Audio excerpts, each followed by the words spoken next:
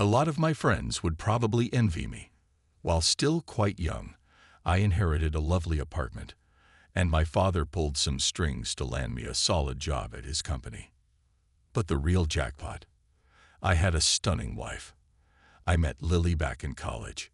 We weren't in the same classes, but fate, or just dumb luck, brought us together. I used to call her my lucky charm. We were inseparable, and she fit perfectly into my world. We loved going out.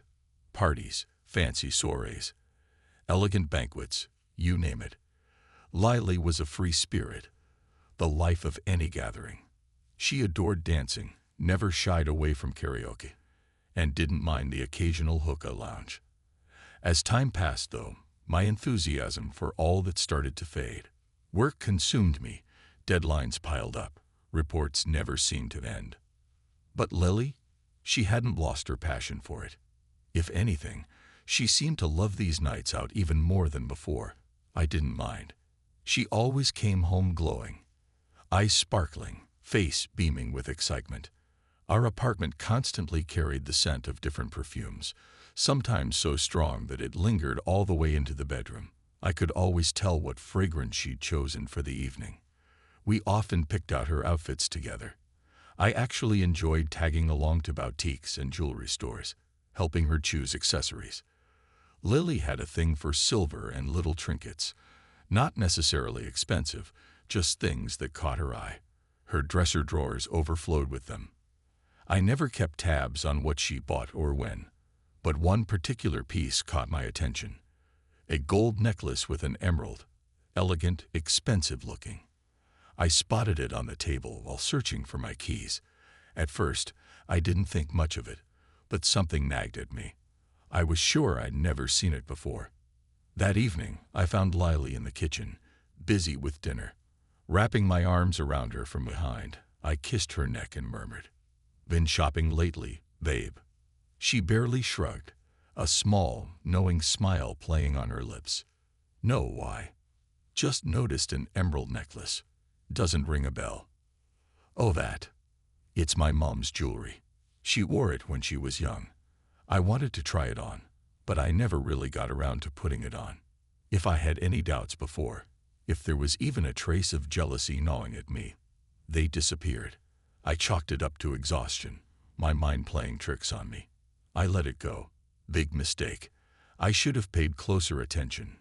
2 months later, I had the strangest dream.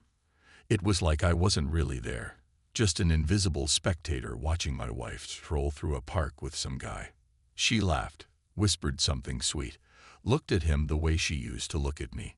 It felt eerily familiar, like watching our early days unfold all over again.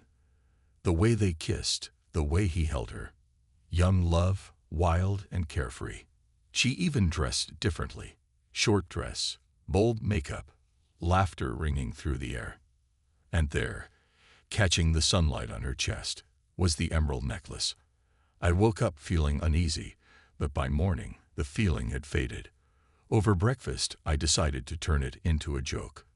Knitting my brows in exaggerated suspicion, I teased, "So tell me, darling, who's this mystery man you've been giggling with in the park? The whole neighborhood must have heard you too. Let me guess, the one who gave you that necklace."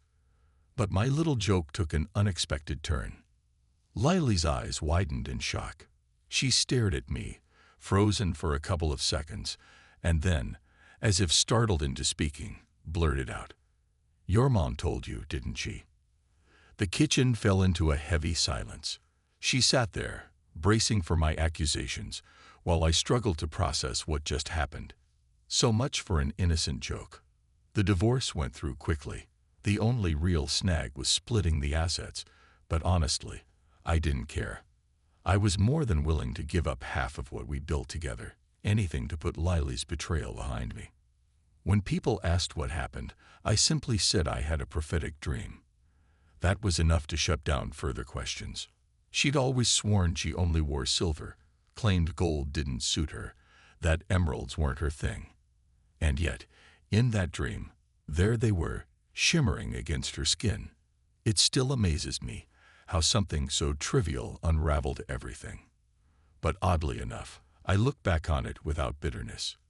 In the end, that dream did me a favor. It set things straight. And if there's one lesson I took from it, it's this. Pay attention to the little things.